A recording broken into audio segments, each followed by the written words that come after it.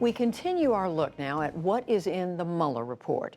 The last two nights, we looked at Volume 1, Russian interference and outreach to the Trump campaign. Given that most Americans don't have the time to read the entire 448-page report, we're trying to help explain its key concepts. Tonight, we turn to Volume 2 and look at alleged obstruction of justice. Lisa Desjardins and William Brangham are our guides. Did President Trump commit obstruction of justice? That's the question that takes up the final roughly 200 pages of Robert Mueller's report. Last week, Mueller made headlines saying this about the president's actions. If we had had confidence that the president clearly did not commit a crime, we would have said so. We did not, however, make a determination as to whether the president did commit a crime. That conclusion, with no conclusion on whether the president is guilty or innocent, is where Mueller starts this part of the report. He explains his lack of action by invoking an overriding question: can a sitting president be indicted? On page 1, his answer is no. Mueller points to Justice Department policy that the indictment or criminal prosecution of a sitting president would undermine the capacity of the executive branch to perform its constitutionally assigned functions.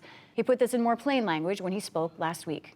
Under long-standing department policy, a president cannot be charged with a federal crime while he is in office. That is unconstitutional. Even if the charge is kept under seal and hidden from public view, that too is prohibited.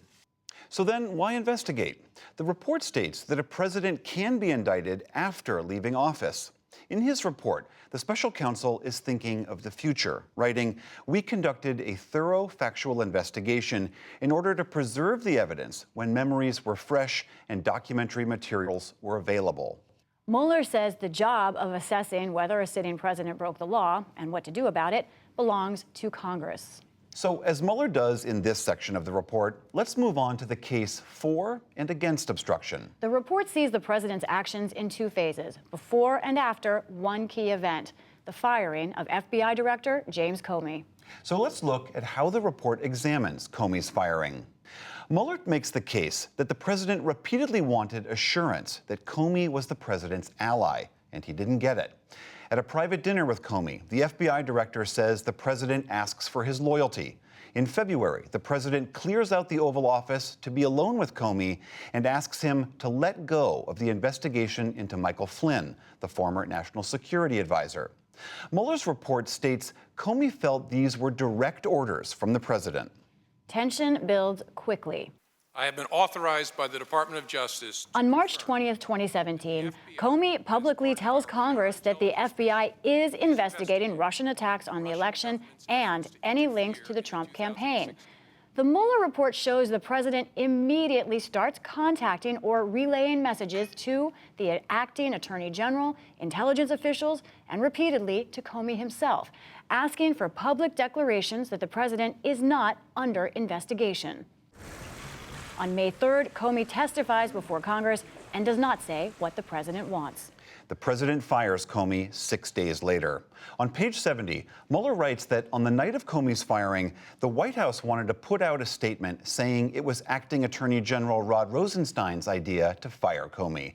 But Rosenstein said he would not participate in putting out a false story. That same week, the president says this to Lester Holt of NBC News. And in fact, when I decided to just do it, I said to myself, I said, you know, this Russia thing with Trump and Russia is a made-up story.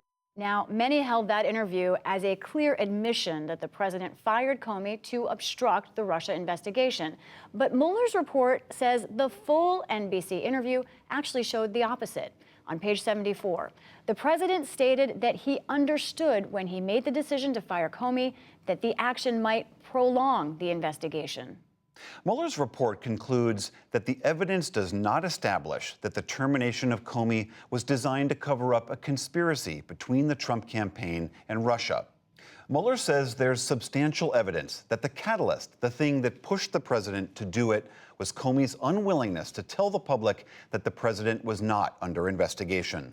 But of course, Comey's firing led directly to the appointment of the special counsel and an investigation of the president. Tomorrow night, We'll look at more of that obstruction investigation.